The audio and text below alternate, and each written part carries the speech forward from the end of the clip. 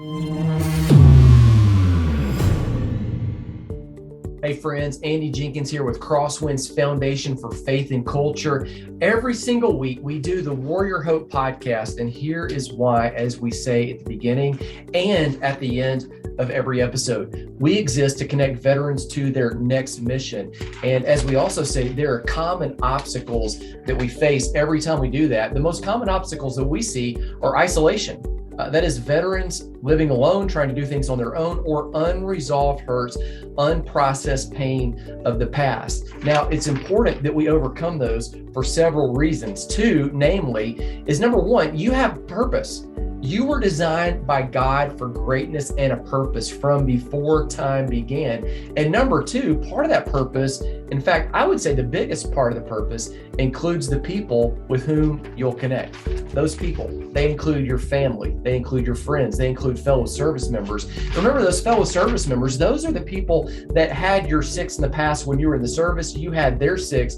They still need you, and you likely still need them in order to connect to the next mission. And I would say for you, there is a next mission. Now, the woman that I'm going to talk to today, she's a veteran in one of our online Zoom Warrior Hope groups right here. And in time, she thought, well, you know what? I think I'm actually going to put a group together for women that are up where I live. I'm going to do this not on Zoom. Now, she started in Zoom in an online group, but then she took that a step farther and began meeting with people in person. I'm going to talk to you a little bit about that project with her today and how they started using this curriculum right here, Hope for the Warrior Family. Now, this one's actually even just a book. It's a great resource. I'll put the link down in the show notes. If you are a veteran spouse, or if you are a veteran child, or a veteran loved one, significant other, this will give you all sorts of insight about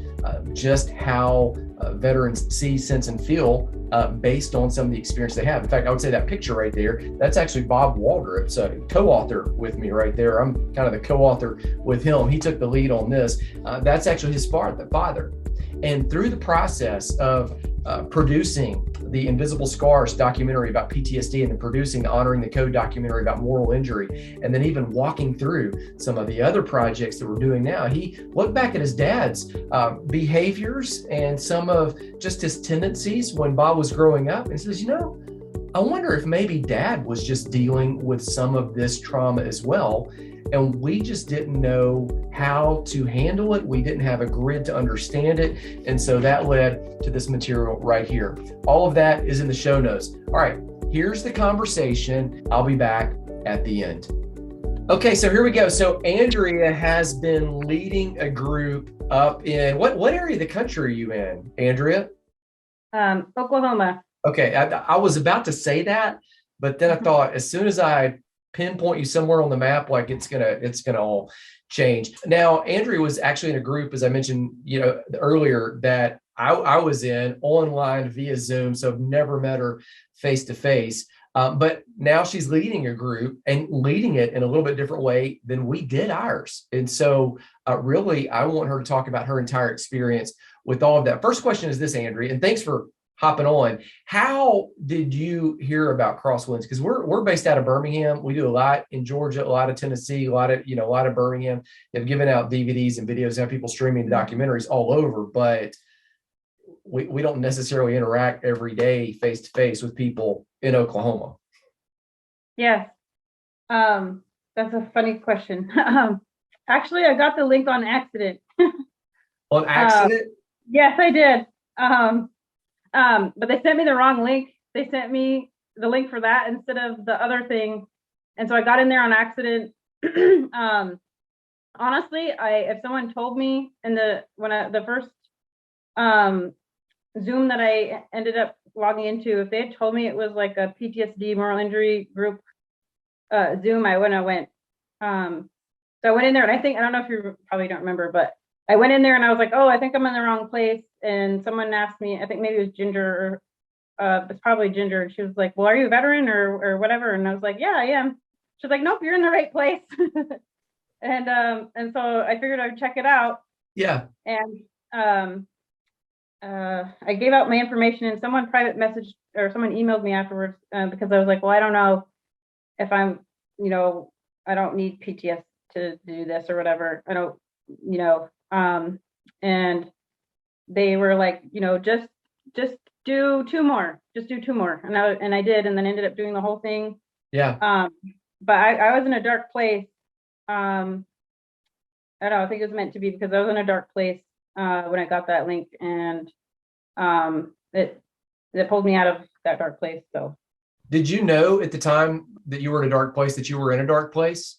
Or is it no. just by looking in hindsight that you're like, oh gosh, I was dealing with something that I might not have? Because sometimes when you're in the middle of it, you can't tell, No, I didn't know. Geez. Well, no, I remember you, and I remember Ginger reaching out to you. She's local here, to me, and she's a friend, and she said, yeah, I'm gonna reach out to Andrea there, and I remember, and this is completely fine, and I tell people this all the time. If we're ever doing a Zoom group, I remember sometimes like you just black yours out and like, hey, I'm just here, I'm just listening. It's Yeah. completely fine. We let people come in, and we never force anyone to share anything or talk about anything. If they want to participate at any type of level, they can do that. And sometimes people who are leading worry about that. Like, hey, is that wise? And I'm telling them right here, yes, because here you have somebody who came in is like, I might be in the wrong place. Okay, well, all right. Well, I'll listen, and then I'll listen, and and you probably were turning off your camera sometimes because you got kids and everything. So it's just, I'm a mom. Y'all are meeting at 7 p.m. or whenever we were doing that. You're having to do other things, completely fine. But then here you are. The result is you're now leading a group. So that's a pretty great story. Let me ask you this. What was kind of the big takeaway from the whole, this is the manual we went through. What was some of the, what's something that stood out through that whole process that was either related to the curriculum or related to just the experience, or even just something where real life intersected with something that was said or taught? Oh my goodness, the whole thing. I don't think I could pick. I don't think I could pick a certain section. Yeah. Something. There was something from everything that really stood out to me. I guess in the very beginning. Okay, so probably what really stood out to me was from the very beginning, when it was telling you like what is PTSD or whatever. I guess I kind of didn't really know what it really was. Like I was diagnosed with PTSD before I left the military, but I kind of didn't really believe it. I thought they were just kind of trying to push me out. I got medically retired. I didn't want to leave the military. I didn't think I had PTSD. I didn't know why they were pushing me out of the military. But it really kind of opened up my eyes. Yeah. Well, so I think a lot of times people are afraid to talk about it because there seems to be like a stigma. Like if you got pushed out of the military, because you shattered femur, shattered leg, whatever, like there wouldn't be a stigma to that at all. But then, sometimes if it's a mental or emotional type thing, whether it's moral injury, PTSD, whatever, it's somehow, thankfully that conversation is now normalizing to where people are like, hey, let's just talk about it and deal with it and move forward. But I could see that. Tell me, in terms of leaving, a group and then deciding, hey, I think I'm actually, because that's a pretty big swing. I don't know if I'm in the right place. They're like, hey, I think I'm just going to leave, because you haven't been trained to lead a group. So, I mean, we have training, but you didn't, which people don't have to go through. I mean, you're like, hey, I'm going to lead. I can do this. I mean, we believe in you. You can. So what was that? Just honestly, that happened on accident also. I took a book to my church does Bible study groups, but they don't just do Bible study groups. They do like Financial Peace University and some other things.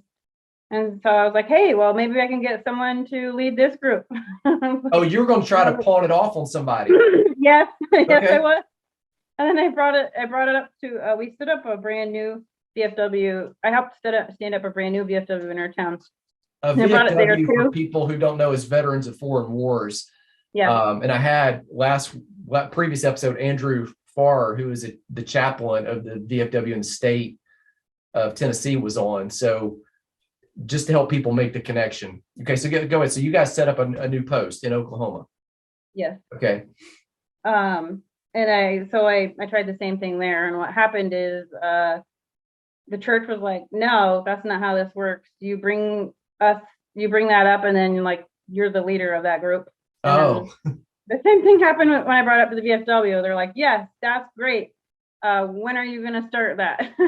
So I was like, no, we need to find someone else. I'm not ready for that. I just barely went through this myself. And they're like, well, I don't know. And then so I talked about it with my VA therapist, and she's like, you're a leader. She's like, I don't know why you're scared to do this. She's like, you need to do it.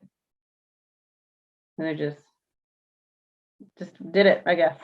So when you guys started, you guys are using you're using this material, I guess, as the basis, but you're using the family book. So you're doing it different.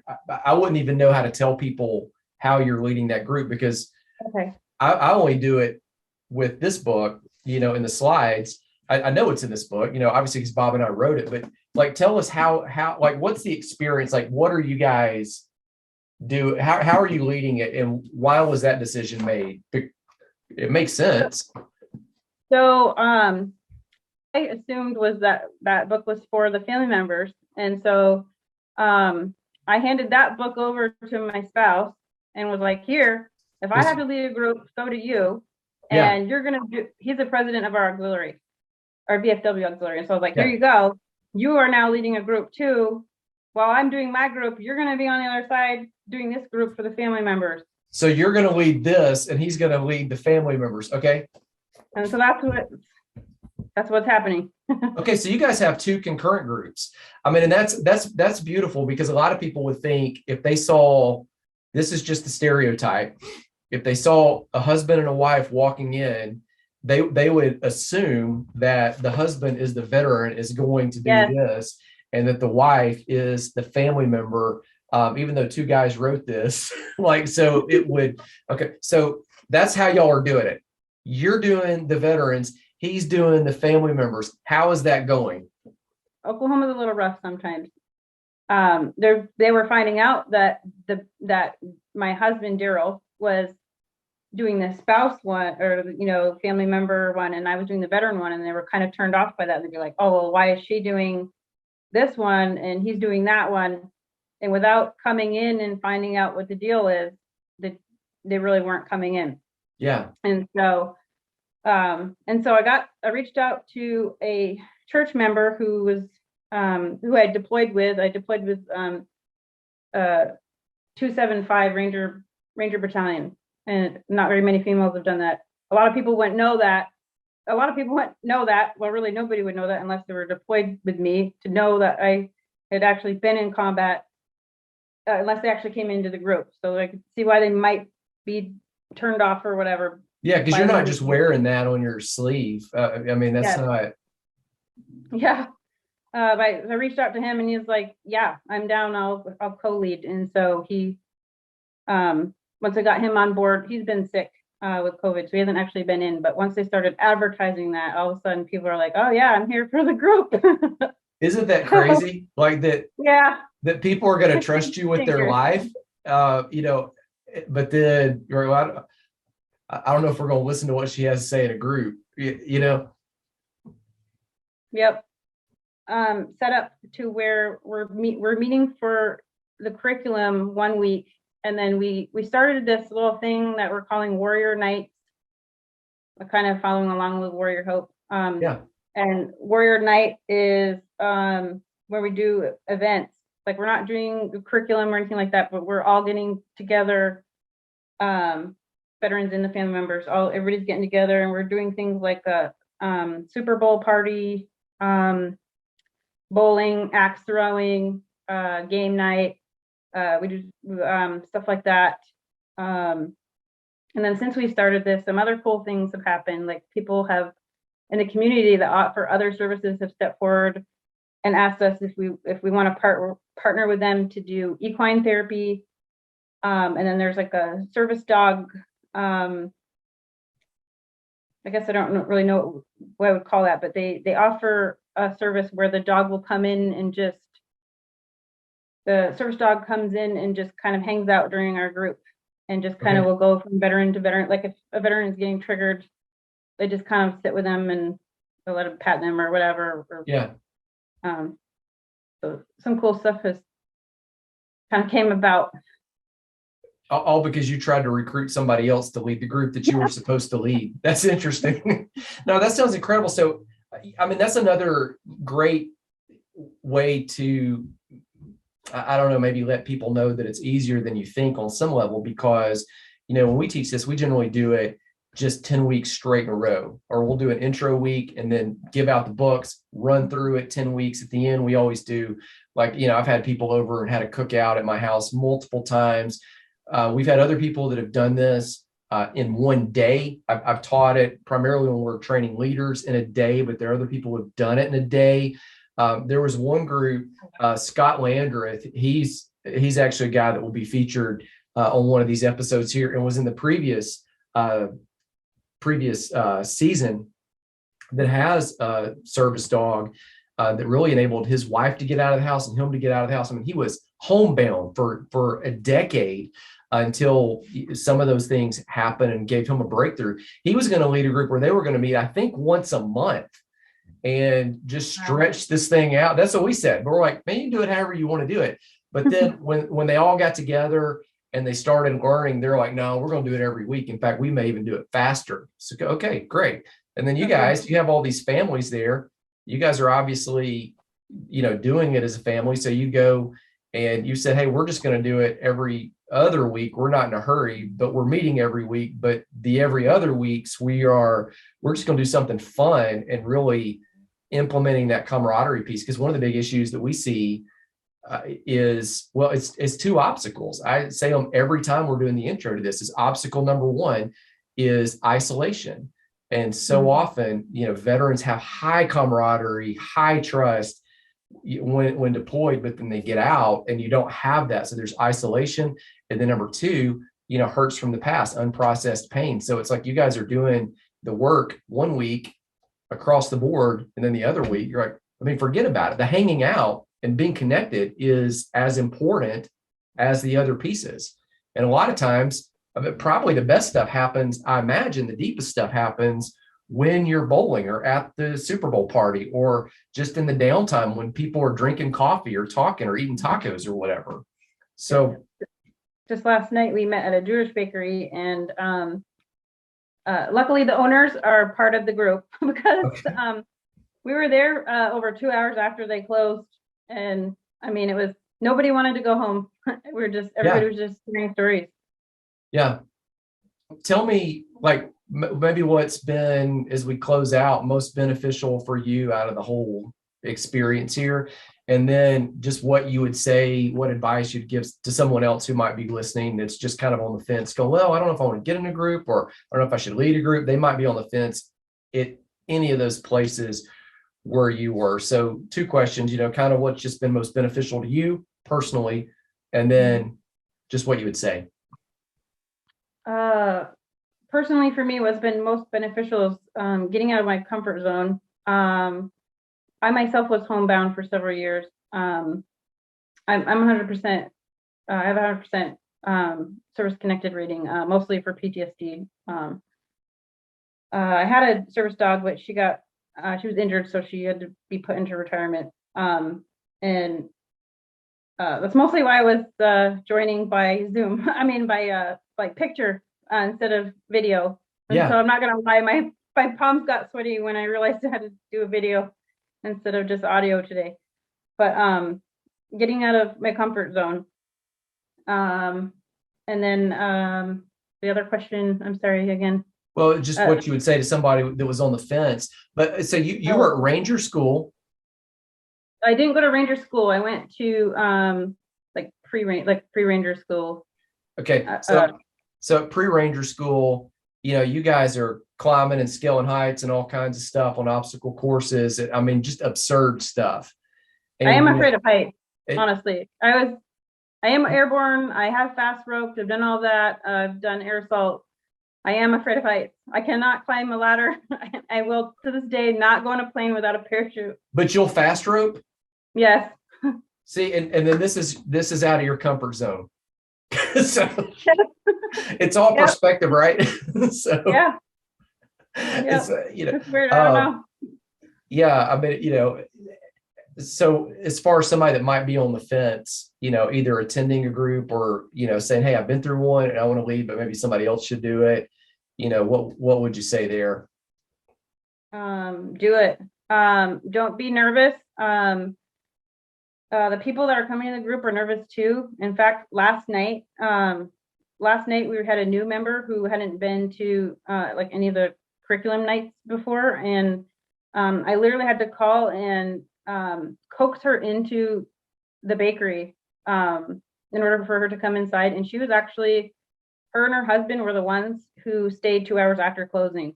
We got there. They were there 4 hours. We were there. Wow. 4 hours. So don't be scared. And then also, and don't be afraid of people not showing up. Some people, we didn't have a lot of people showing up in person, but we have people showing up by Zoom. Some people will maybe not tell you that, will tell you that they're not interested, but they'll pass the information along. Like we had a couple of people say that it wasn't for them, but they would give the information to a family member. So we have someone that joins by Zoom in Texas, like way down south by the ocean in Texas. We have someone that joins in Michigan. We have someone that joins up by Vermont. So don't be scared to get started. It's spreading. Yeah, that's great. Hey, thank you so much for taking time to share with us. I appreciate just your also, transparency and just the vulnerability there about just the whole process, for you.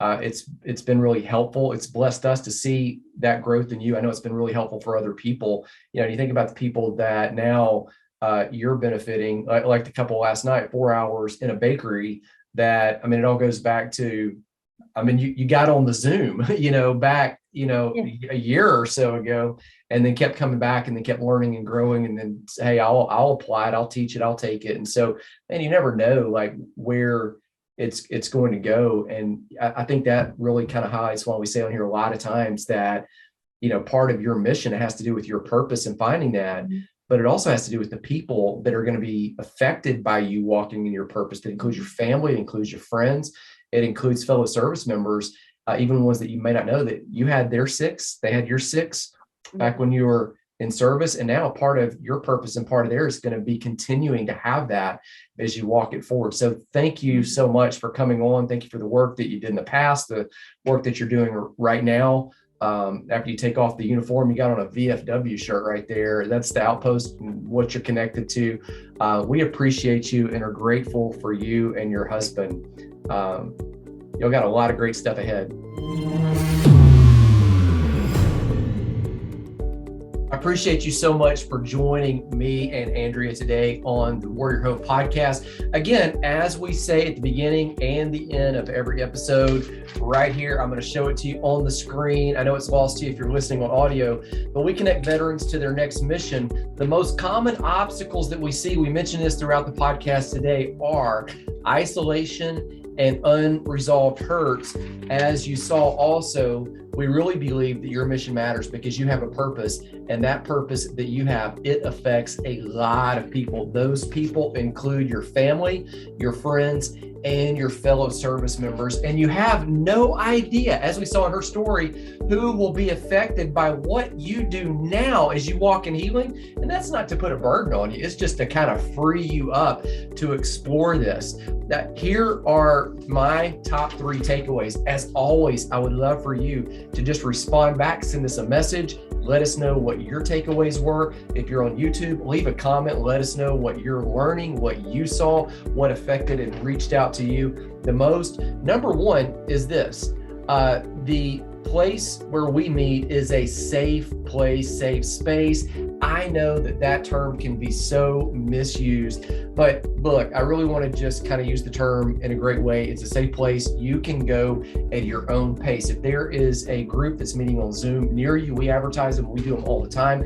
If there's a group that's meeting live, you can get into obviously Andrea's group, because they've got people, even though they're in Oklahoma, they got people Zooming in from all over. Jump in. You can always go as she did and as she allows people to do at their own pace. Here's the next thing is number 2, we all have blind spots. I love the idea that when she came to the group, she did not know that she was actually struggling with PTSD. She had been diagnosed with it before, as she said in her own story. She really knew there were some unresolved hurts that were there, but she thought, hey, that's not why I would be in this group. Yet then all of a sudden, something breaks open, something breaks free, and then she's moving forward. Okay, you might have a blind spot there as well. We all have blind spots. And that's really why it's important that we remove the isolation, we connect with other people.